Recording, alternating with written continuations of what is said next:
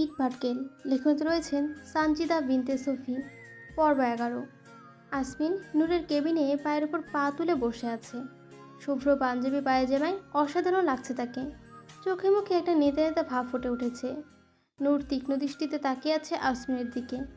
Asmin coffee খাচ্ছে আর একটু পর পর নূরের দিকে তাকিয়ে শয়তানি হাসি দিচ্ছে। নূর বিরক্তিতে চোখ মুখ কুঁচকে ফেলল। কোনো ইম্পর্টেন্ট কথা না থাকলে আপনি আসতে পারেন, আমি এখন বিজি আছি। আমিও বিজি। আসমিনের গম্ভীর গলায় ফালতু কথা শুনে কপালের ভাঁজ ভারী হলো নূরের। মনে মনে পেপার ওয়েট ছুঁড়ে মাথা ফাটাতে ইচ্ছে হলো, কিন্তু মুখে কিছু বলল না। আসমিনকে সম্পূর্ণ উপেক্ষা করে নিজের কাজে ব্যস্ত হয়ে গেল। এদিকে সানভি কেবিনের বাইরে পায়চারি করে যাচ্ছে অনবরত। আগামী 20 মিনিট পর মন্ত্রিসভায় গুরুত্বপূর্ণ মিটিং আছে। এখন বের হলেও আধা ঘন্টা লেটে পৌঁছবে তারা। কিন্তু আসমিনের কোনো হেলদোল নেই। সে বইয়ের কেবিনে ঢুকে ঘাপটি মেরে বসে আছে। সানভি কিছুক্ষণ নিজের চুল টানাটানি করে নূরের কেবিনে নক করলো। May I coming ma'am? You are not. আসমিনের কাটকাট উত্তরে সানভির চিন্তায় জর্জরিত মুখটা বোধ হয়ে গেল। কালো করে দরজায় ইঁদুরের মতো মাথা ঢুকিয়ে মিনমিনে গলায় বলল, আপনার মিটিং আছে স্যার, আমরা অলরেডি লেট হয়ে গেছি। নূর সেদিকে পাত্তা দিয়ে একমনেই ল্যাপটপে কাজ করে যাচ্ছে, যেন কেবিনে সে ছাড়া আর কেউ নেই। আসমিন সেদিকে তাকিয়ে বাঁকা হাসলো। সানভির গুরুত্বপূর্ণ কথা হাওয়ায় উড়িয়ে দিয়ে গম্ভীর গলায় বলল, বুঝলে সান, কোম্পানিতে আমার আর কোনো কাজ নেই, তাই এসব মিটিং ফিটিং বাদ দাও। 5 বছর বয়স হচ্ছে বিয়ে করেছি, এখনো বাসর করতে পারলাম না। জনগণ এটা মেনে নেবে না। বলবে যে মন্ত্রী 5 বছর বউয়ের সাথে বাসর করতে পারলো না, সে আর আমাদের কি উন্নয়ন করবে। আমি এটা কিছুতেই মেনে নেব না। আজকেই বাসরের ব্যবস্থা করো। আমি বাসর না করে আজ কোনো কাজ করব না। বেলি ফুল দিয়ে আমার রুমটা সাজিয়ে ফেলো। নূর আর সানভি হাঁ করে সেদিকে তাকিয়ে আছে। সানভি অর্ধেক মাথা ভেতরে আর অর্ধেকটা বাইরে, ভয়তো চোখে নূরের দিকে তাকিয়ে নূর নিজের হতভম্বতা কাটিয়ে চেয়ারে হেলান দিয়ে বসলো। একটা লোক কতটা নির্লজ্জ হতে পারে তা আসমিনকে না দেখলে বুঝতেই পারতো না। নেতারা যে নির্লজ্জ হয় তার জলজান্ত প্রমাণ হচ্ছে আসমিন। আসমিন শয়তানি চোখে তাকিয়ে আছে নূরের দিকে। এখন আসমিনের একমাত্র কাজ হচ্ছে নূরকে ভড়কে দেওয়া, যা এই মুহূর্তে খুব বেশি জরুরি। আসমিনের চিন্তাকে এক চক্কর বাড়িতে ছুঁড়ে ফেলে নির্লিপ্ত গলায় বলল, দাঁড়িয়ে কি দেখছো সান, তোমার স্যারের আদেশ পালন করো। সানভির চোখ রসগোল্লার আকার ধারণ করলো। আসমিন নিজেও কিছুটা চমকে গেলেও তা প্রকাশ করলো না। সানভিকে ইশারা করতেই সানভি যন্ত্রের মতো মাথা নেড়িয়ে চলে গেল। নূর এখনো হেলান দিয়ে আসমিনের দিকেই তাকিয়ে। এতদিনের অপেক্ষা তাহলে শেষ হবে? আপনার কি মনে হয়? হ্যাঁ? আসমিন বাঁকে হেসে টেবিলে 2 হাত রেখে নূরের দিকে হালকা ঝুঁকে বলল, স্বপ্ন বাস্তব করা আসমিন জায়েন চৌধুরীর এক প্রকার নেশা, আর তা যদি হয় নিজের বউকে ভালোবাসার, তাহলে তো কথাই নেই। তো বাসর করা আপনার নেশা? হুম, একসাথে 2 বাচ্চার বাবা হওয়ার নেশা। বউ পালিয়ে না গেলে এতদিনে 2 বাচ্চার বাপ হয়ে যেতাম, তাই চিন্তা করেছি আল্লাহ চাইলে একসাথে 2 বাচ্চার বাবা হয়ে যাব। নূর ক্রুর হাসলো, ব্যঙ্গাত্মক গলায় বলল, বউকে নিজের কাছে রাখতে পারেন না? কেমন বড় আপনি! যে নিজের বউয়ের সম্মান রক্ষা করতে পারে না, সে দেশের জনগণকে কিভাবে রক্ষা করবে বলুন তো মন্ত্রী সাহেব?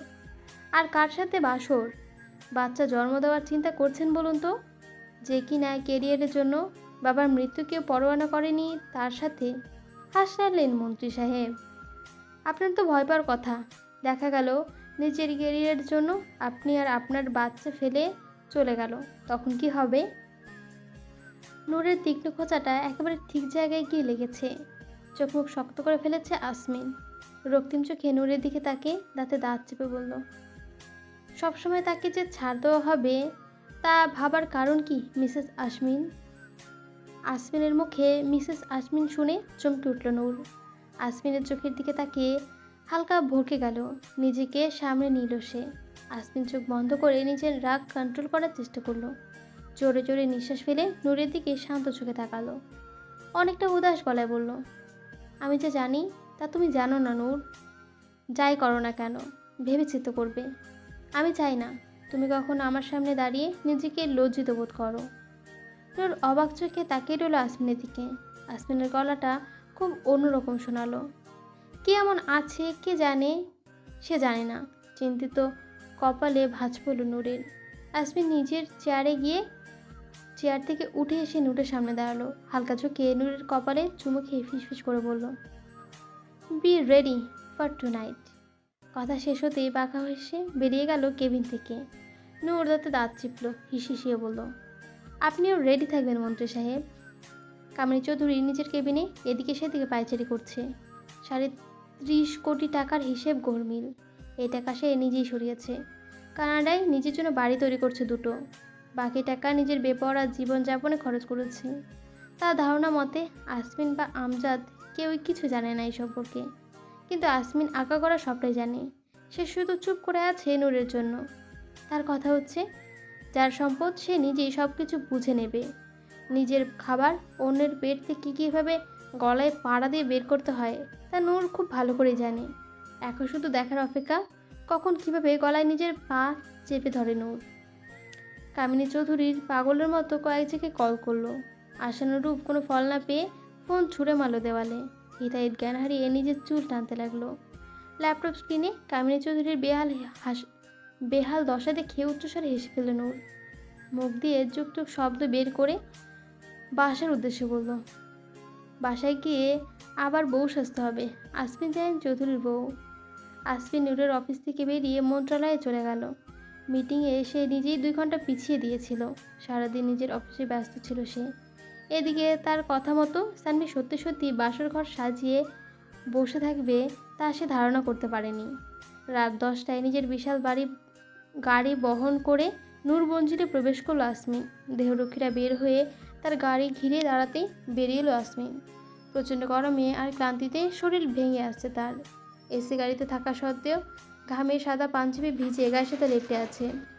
বাড়িতে ঢুকতেই ভ্রু কুঁচকে ফেলল আসমিন। চারদিকে ফুলের গন্ধে বোমা করছে।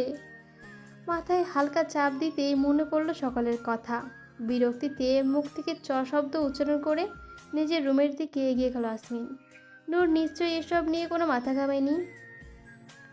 রুমে ঢুকে এক দফা চমকে গেল আসমিন। নূর বউ সেজে দাঁড়িয়ে আছে, তার দিকে তাকিয়ে বাঁকা হাসছে। সারা রুম যেন ফুল দিয়ে ঢেকে ফেলেছে। এত বেশি বেলি ফুল কোথা থেকে জোগাড় করলো তার চিন্তার বিষয়। ফ্রেশ হয়ে আসুন মন্ত্রী সাহেব। নূরের কথায় ঘোর কাটল আসমিনের। কথা না বাড়িয়ে ওয়াশরুমে চলে গেল ফ্রেশ হতে। এদিকে ঘাট বরাবর রাখা ইজি চেয়ারে বসে পড়ল নূর। মুখে বাঁকা হাসি বিদ্যমান। 10 মিনিটের মাথায় শাওয়ার নিয়ে বেরিয়ে আসলো আসমিন। নূর কিছু একটা নড়াচড়া করছে নিজের হাতে। আসমিন ট্রাউজার আর সাদা শার্ট পরনে, বুকের কাছে কয়েকটা বোতাম খোলা। অসম্ভব সুন্দর লাগছে তাকে। এদিকে নূরকে দেখে বারবার ঢোক গিলছে আসমিন। আজকে যে বাসর করতে চায় না এমন জলাময়ী রূপের সাথে। বাসর করা মোটেও ভালো সিদ্ধান্ত নয়। আসমিন কিছু একটা ভেবে নূরের দিকে এগিয়ে যেতেই নূর নিজের হাতে লাইটারটা বিছানায় ছুঁড়ে মারল। সাথে সাথে দাউ দাউ করে আগুন জ্বলে উঠল ফুলে সজ্জিত খাটটিতে। আসমিন পকেটে হাত গুজে দাঁড়িয়ে এক ধ্যানে তাকিয়ে রইল সে আগুনের দিকে। নূর বাঁকা হেসে ব্যঙ্গাত্মক স্বরে বলল, আপনার বাসুরের আগুনের মতো উজ্জ্বল হোক মন্ত্রী সাহেব। আসমিন 2 কদম এগিয়ে একটা সুইচ টিপতেই ওপর থেকে পানি পড়তে লাগলো। আসমিন আর নূর মুহূর্তেই কাকভেজা হয়ে গেল। নূর কটমট চোখে তাকিয়ে আছে আসমিনের দিকে। আসমিন মাথায় চুলগুলো উল্টে নূরের কাছে গিয়ে কোমর আঁকড়ে ধরে দাঁড়ালো। ঠোঁট জোড়া নূরের কাঁধে চেপে গুনগুন করে গাইতে লাগলো, আগুনের দেখেছ কি, আগুন হয়ে জ্বলছি আমি। তুমি যাকে আগুন বলো আমি তাকে বলি পানি। পর্বটা এখানে শেষ হয়ে গেছে। কেমন হয়েছে অবশ্যই জানাবেন। ভালো লাগলে অবশ্যই লাইক কমেন্ট এবং সাবস্ক্রাইব করে দেবেন। আজকে গল্পটা শোনার জন্য অসংখ্য ধন্যবাদ।